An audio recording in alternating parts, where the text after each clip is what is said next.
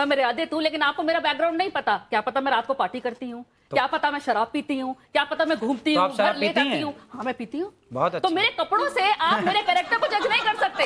तो आपने शराबियों से बात करने बिठा दिया मेरे को आज। नहीं, बात असल में ये तो है। शराब, एक मिनट, आप अपनी भाषा का मर्यादा रखें, आप अपनी भाषा का मर्यादा रखें। शराब पीने वाला शराबी नहीं होता। पहले आपको एक बात ये भी मैं मानवी जी बताता हूँ क्या करते थे शिव जी, क्या करते? एक बात मैं आपको बताता हूँ। नहीं, एक सेकंड। बहुत सारे लोग जो एडिक्ट थे, मानवी जी आप इसकी तारीफ करेंगी शायद, आप इस बात की शायद प्रशंसा करेंगी कि अनिरुद्धाचार्य जी के आह्वान पर बहुत सारे लोग जो एडिक्ट थे, शराब के चक्कर में उन्होंने घर बार बेच दिया था, बच्चे उनके सड़कों पर आ गए थे, उनके आह्वान पर उन लोगों ने शराब छोड़कर, नशा छोड़कर, तंबाकू छोड़कर और अब अध्यात्म की राह पकड़ी है। क्या ये बात स्वागत योग्य है मानवी जी? कहीं ना क्या ये बात स्वागत योग्य है? आप लोग क्या कहते हैं? अगर स्वागत योग्य है तो इस पर ताली बजनी चाहिए। क्या मानवी जी, लेकिन एक बात मैं समझना चाह रहा हूं, क्या समाज को मर्यादित रहने के लिए कहना और ये कहना कि आप ठीक लाइन पर चलें, आप ठीक तरीके से रहें, दूसरों से ठीक व्यवहार करें, क्या ये गलत करते हैं अनिरुद्धाचार्य? देखिए, मैं अब जैसे इन्होंने ये मेरे पे बोला तो मैं भी कुछ बोलना चाहती हूँ, उसका जवाब इनसे लेंगे कि कई बाबाओं के धोखाधड़ी के अंदाज भी है कुछ निराले। कोई धर्म के नाम पे ठगे तो कोई क्रिमिनल चार्जेस में फंसे, कोई रेप में पेरोल पाए तो किसी को अननेचुरल सेक्सी भाए। अब इस पे क्या बोलना चाहेंगे? आप जनता फॉलो करती है आपको, तो भगवान ना करे कुछ और निकल आए तो उस पर आप क्या कहेंगे? जवाब लेते हैं। क्या आडंबर करने वाले लोग भी हैं साधु के वेश में, उनसे सावधान रहना चाहिए? इसलिए कहते हैं पानी पियो छान के और गुरु बनाओ जान के। नहीं, वो तो आप एक सेकंड, ये जो ऑडियंस यहाँ बैठी हुई वो भी कुछ कहना चाह रही है। हाँ, जल्दी से बात कहिए, जल्दी से। गुरुजी राधे राधे। मैं 2016 में, मेरा परिवार, मेरी एक बेटी है, एक लड़का है, तो पूरा परिवार बीमार रहता था। डॉक्टर को इतना पैसा दे दिया, इतना दे दिया, तो मेरा अच्छा मकान है, सब कुछ है। तो मैंने एक गाय का बछड़ा गाय रखी। गाय रखने से अभी तक मैंने 1 रुपया नहीं दिया डॉक्टरों को। 1 रुपया दिया। अभी भी मेरी मिसेज, अभी तक उन्होंने कभी भी चेहरे पे क्रीम नहीं लगाई, कभी भी क्रीम नहीं लगाई। और दूसरी बात, जो कहना क्या चाह रहे हैं? मैं कहना चाहता हूँ, जो भी आप गोबर बताए, गाय का गोबर है ना, उसके उपला बना के छत पे करते हैं। जितने मोहल्ले वाले आते हैं, तो जैसे पूजा होती है तो हमारे घर से लेके जाते हैं, तो अच्छा लगता है मोहल्ले वर्ग। अभी तक कोई बीमारी नहीं, कुछ नहीं। बहुत अच्छी बात है। ये प्रमाण है, आप प्रमाण मांग रहे थे। ये देखिए, आपके भक्त हैं और आपकी बातों को मानते हैं। ये भी तो सुनते। बीमारी क्या थी आपके घर में? क्या बीमारी थी? मिसेज को मैं अंदर खुले बताता हूँ मैं आपको। खुला पेट की बीमारी थी। कभी डॉक्टर के पास, कभी एम्स में दिखाया। मैं कागज दिखा दूंगा सर, मैंने इतना पैसा लगा दिया, मेरा एक प्लॉट चला गया। क्या बीमारी थी? बीमारी अंदर की। अरे बीमारी का नाम बताइए भाई, जब इतनी जगह जा चुके, बीमारी का नाम बताइए। बीमारी बताता हूँ मैं आपको। बीमारी क्या, पेट की बीमारी थी, तो बच्चा नहीं होता था और फैल हो जाता था, कभी कैसे क्या। उसके बाद जब गाय रखी तो बहुत कृपा से बहुत कुछ अच्छा हुआ, बहुत अच्छा लगा। और सबको, पूरा मोहल्ला, मैं कहना चाहिए सबको, सबको एक गाय रखना चाहिए घर में। ये मैं एक बात लाइटर नोट पे आपसे जानना चाहता हूं कि जब कोई आपसे भाव विवल होकर ये कह देता है कि गुरुजी मेरे चरणों में आपका कोटि कोटि प्रणाम। हाँ, तो बिल्कुल हमारा तो सबके चरणों में प्रणाम है ही है। राधे राधे गुरुजी। मेरा सवाल आपसे ये है कि आप महापांच पाप के बारे में बात करते हैं, उसमें से एक पाप ये है, जो इंसान मांस खाता है उसके हाथ से पानी नहीं पीना चाहिए, क्योंकि जो उसके हाथ से पानी पिएगा उसी की वाणी बोलेगा। तो अगर हम लोग किसी रेस्टोरेंट या कैफे में जाते हैं, अगर वो वेटर हम लोग को पानी सर्व कर रहा है, हमें क्या पता वो मांस खाता है कि नहीं। इसीलिए तो हमारे बुजुर्ग कह गए बेटा, घर पे ही खाओ, घर के बाहर मत खाओ। सिंपल बात। अच्छा, एक नहीं तो ये जो बातें हैं वो शास्त्र सम्मत हैं, इसलिए मानना चाहिए, या व्यवहारिक भी हैं इसलिए हम उनको लागू कर सकते हैं? आहार शुद्धौ सत्य शुद्धौ लिखा है। तो खेती भी घर पे कर लेनी चाहिए, क्योंकि सब्जी घर पे ही तो होती है खेती बेटा। संभव नहीं आज के परिवेश बेटा, घर पे तो होती है ना खेती। देखो, लाखों लोगों की शराब छूट गई मेरे कहने से। बहुत अच्छी बात। लाखों लोगों के घर बस गए। कितने पति पत्नियों के झगड़े होते थे, कथा सुनने के बाद वो पति पत्नी बिल्कुल प्यार से रहने लग गए। सास बहू के झगड़े होते थे, कितना डिप्रेशन था, सारा डिप्रेशन खत्म हो गया।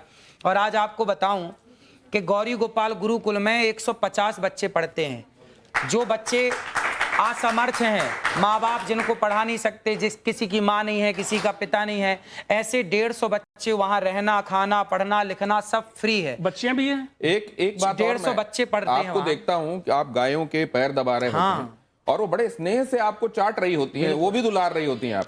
मैंने देखा वृद्धाओं को, माता है 285 वृद्ध माएं हैं जिनके ये बच्चों ने वृद्ध माएं, इनके बारे में बताएंगे किस किस सोशियो इकोनॉमिक अभी कैटेगरी से आपने आती एक हैं? बात कही थी, गौरी गोपाल गुरु आश्रम में एक वृद्ध माँ है जिनका बेटा अमेरिका में आंखों का बहुत बड़ा डॉक्टर है और वहां उसका हॉस्पिटल है। रहने वाला भारत का है पर अमेरिका शिफ्ट हो गया, अब उसने एक हॉस्पिटल बनाया आंखों का। और विडंबना देखिए कि उसकी माँ गौरी गोपाल में रहती है और उस माँ को भी संयोग से आंखों की दिक्कत है। तो अभी मैंने उन माँ का इलाज कराया और अभी उन माँ की आंखें अब ठीक है, थोड़ा मोतियाबिंद हुआ था, कुछ दिक्कत हुई थी, अब ठीक है। आप कई बातों को गानों के माध्यम से लोगों तक पहुंचा देते हैं और कई बार ऐसे गाने जो लोगों के बीच में बड़े प्रचलित और पॉपुलर रहे हैं, वो फिल्मी भी रहे हैं, आप गुनगुना देते हैं। कुछ ऐसा इनके लिए जरा आप कर देंगे? बड़ी देर से आपकी राह सब देख रहे थे, आपको आने में थोड़ा सा टाइम भी लगा। कौन सा गाना सुना दे आप जो सुनाते हो और जिसमें कोई मैसेज हो।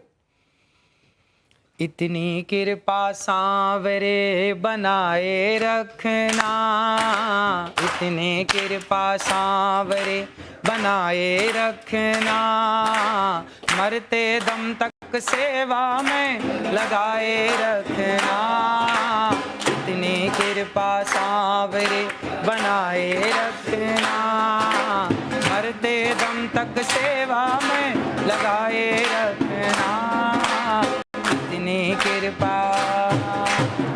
ये तो आपने सांवरे के लिए लिखा हुआ भजन, वो जो देशज में लिखा हुआ है वो सुनाया। कोई फिल्मी सुना दीजिए, आप फिल्मी भी सुनाते हैं बहुत।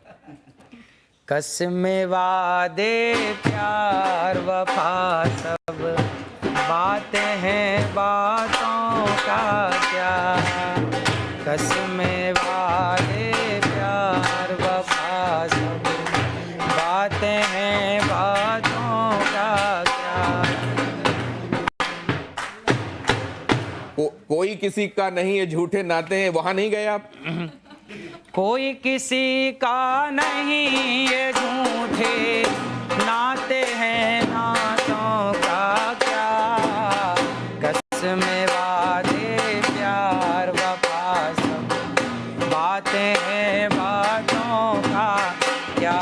नहीं, लेकिन आपकी कस्में लोगों की सेवा के लिए, आपके वादे लोगों के लिए, आप आगे भी सेवा करते रहेंगे, वफा उनसे, ये तो सब सच है, हम देख रहे हैं। जरा ये आप तख्ती दीजिए मुझे, यस और नो वाली। जिसकी लाठी उसकी भैंस।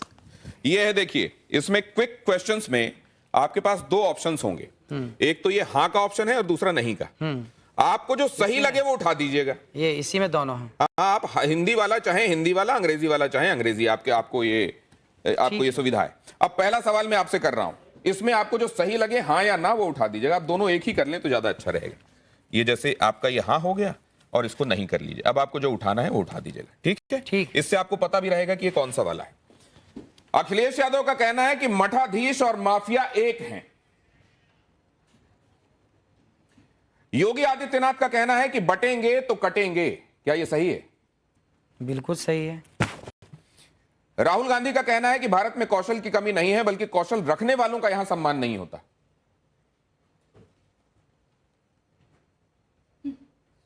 कौशल रखने वालों का सम्मान नहीं होता।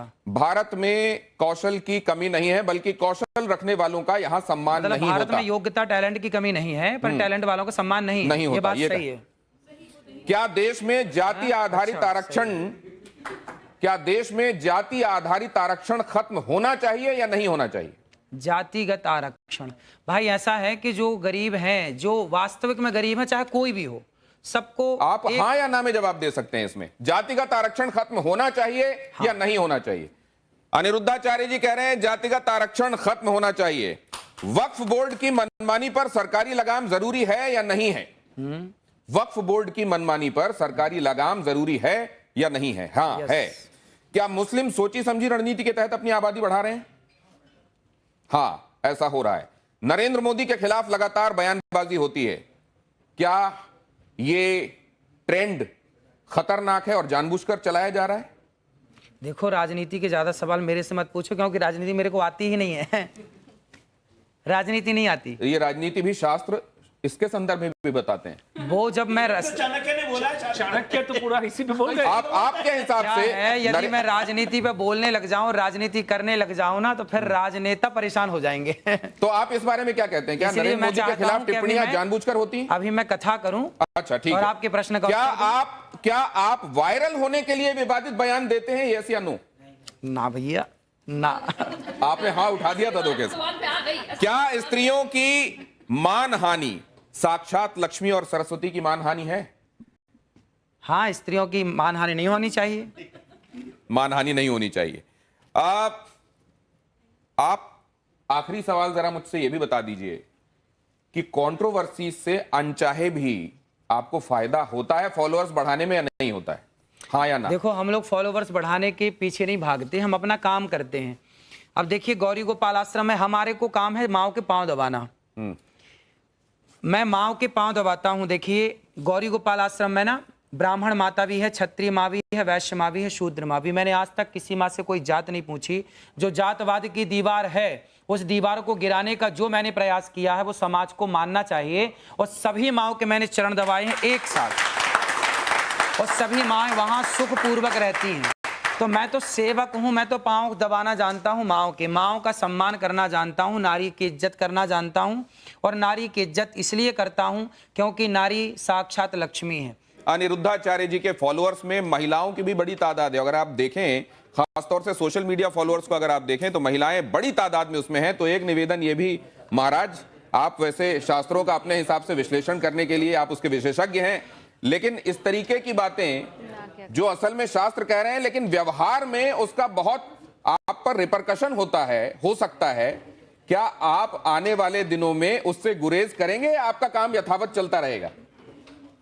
देखिए, हम तो सीधी बात कहते हैं, अच्छी लगे तो अच्छी है, बुरी लगे तो बुरी है। क्या करें, सीधी बात कहने की आदत है।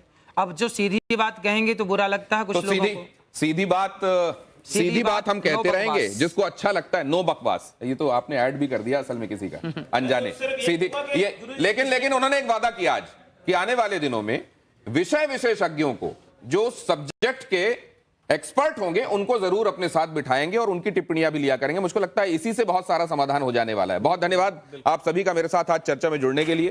अनिरुद्धाचार्य जी, आपका विशेष रूप से बहुत बहुत धन्यवाद और आभार। धन्यवाद, धन्यवाद आप सबका।